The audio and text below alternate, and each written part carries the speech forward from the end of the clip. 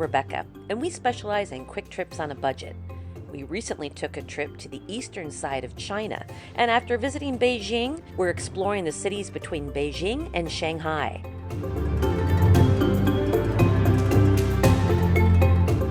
After arriving in Shanghai, we took a quick drive to the city of Suzhou. Suzhou is known as the Venice of the East because of their ancient canals, which we'll explore later, but first, some shopping.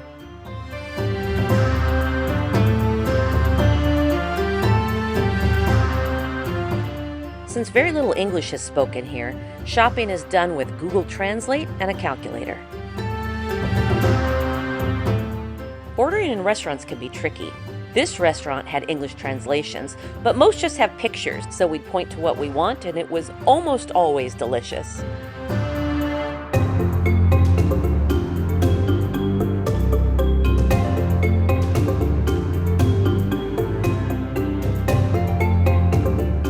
We are at the Master of the Net's garden, and it is very tranquil here. Some serious feng shui. Master of the Net's garden is a UNESCO World Heritage Site. Designed in the 12th century during the Song Dynasty, it showcases the art of Chinese garden architecture.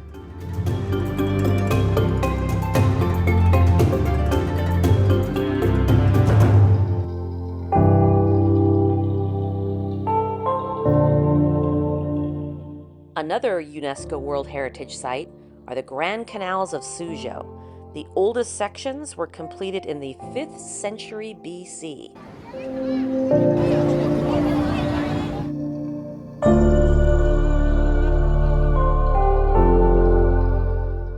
This is a hot spot for tourists and locals alike, with food stalls, shopping, restaurants, and bars.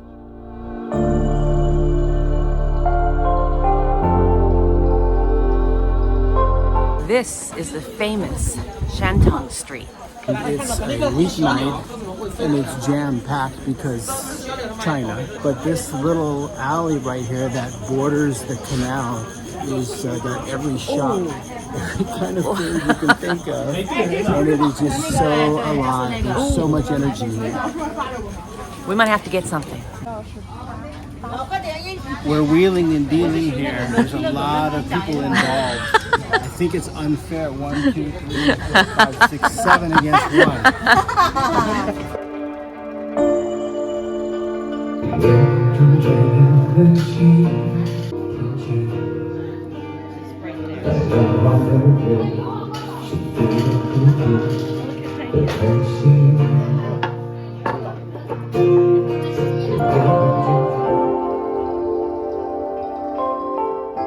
Time to take a taxi to our hotel, but we're not done with the canals yet.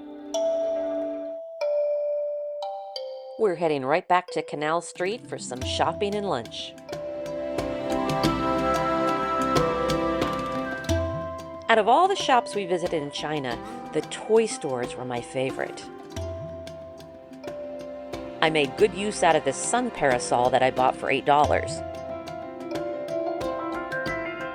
There's no lack of food choices in the canal area. We passed on these insect appetizers and chose a more traditional Chinese noodle lunch.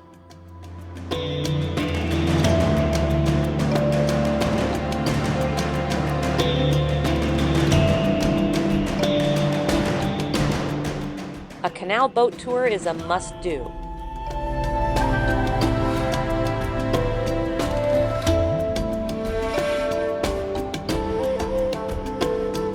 We are on the canals here in Suzhou. This town is 2,500 years old. These canals date back to the Ming Qing dynasties. They used to be how people in this town traveled.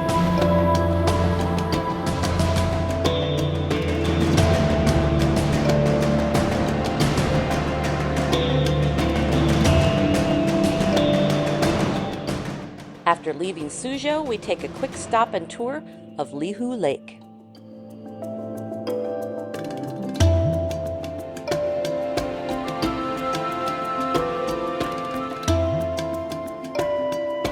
We are in the city of Wuxi.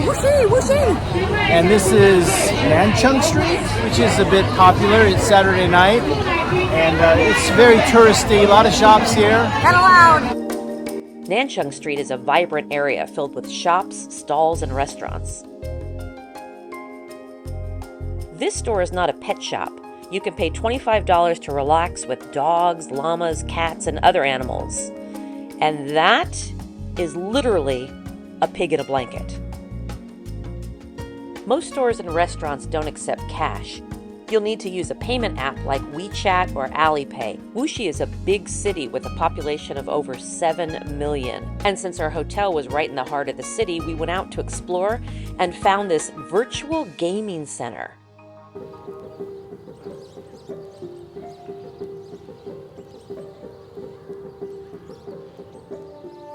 In the city of Hangzhou is West Lake, a UNESCO World Heritage Site.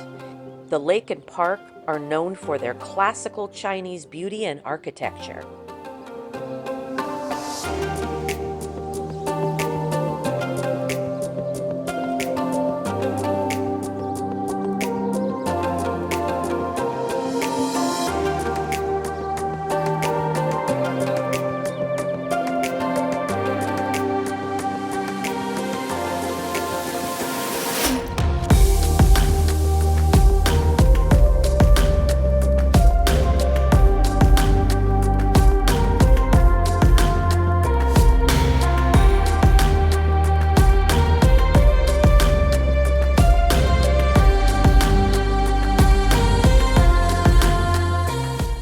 Side note, Chinese squirrels are crazy.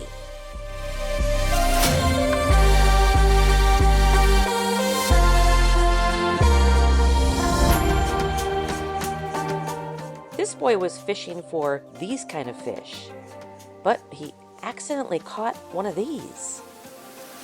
Oops.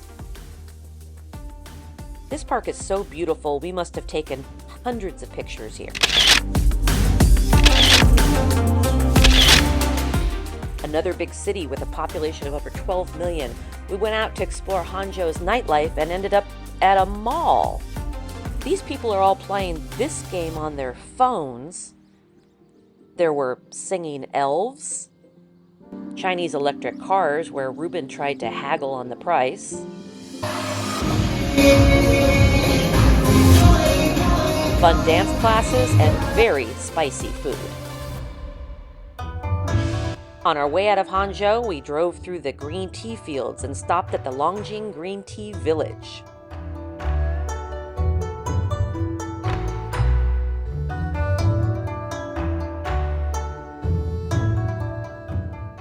We sampled the famous Dragon Well tea, and of course, we purchased some.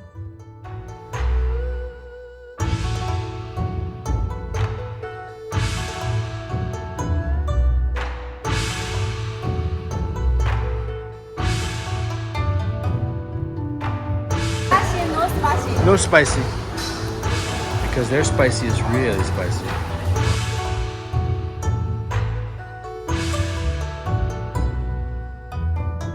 Another successful point to what you want to eat meal. And hats off to the inventors of steak-flavored potato chips. Shanghai, population 24 million. It's the 7th largest city in the world. The Bund is a famous walkway separating China's skyscrapers on one side of the river and neoclassical buildings on the other.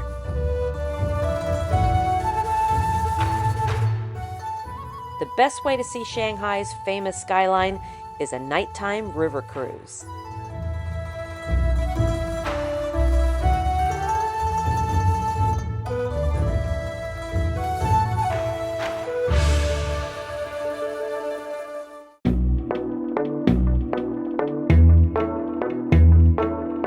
Going on a magnetic levitation train, one of few in the world.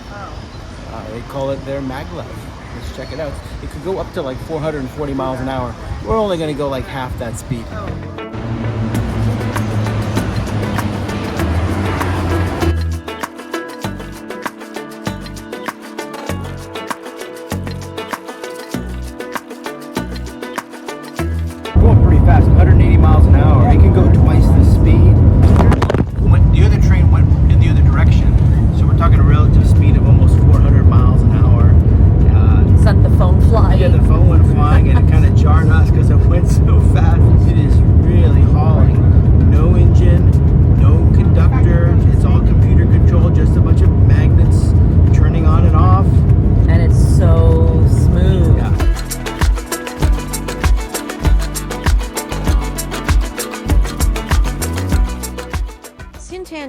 an upscale eating and shopping area designed to look like a European village.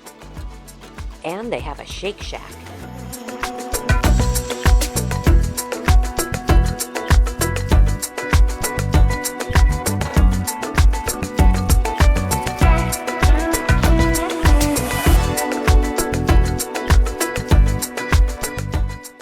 Next is a trip to the Shanghai Knock Off Market.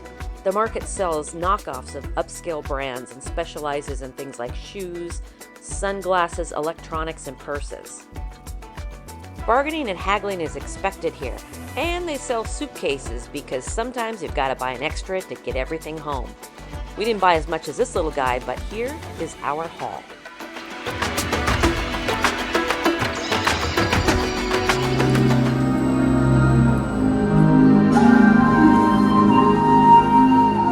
Chinese acrobats have been performing for over 2,000 years, and we highly recommend catching a show.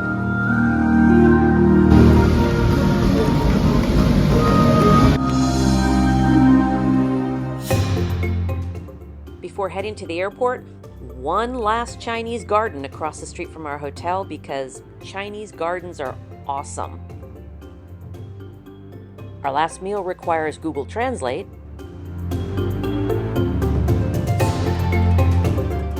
and was so worth it for this delicious seafood hot pot. And just like that, we're at the airport heading out of China to our next adventure, Thailand. We loved our time in China, but realized China is so huge, we experienced just a tiny portion of what there is to offer and would love to come back and visit more. Farewell to Suzhou, the Venice of the East, Wuxi and vibrant Nanchang Street, Hangzhou, city of lakes and tea, and the skylines of Shanghai. While China may seem like an intimidating place to visit, the beauty, culture, and friendliness of the people make it worth it. Be sure to check out our upcoming videos as we head to Thailand. We'll explore the temples and vibrant streets of Bangkok, explore the beaches and the island of Phuket, enjoy the culture and visit an elephant sanctuary, visit the River Kwai and ride on the Death Railway.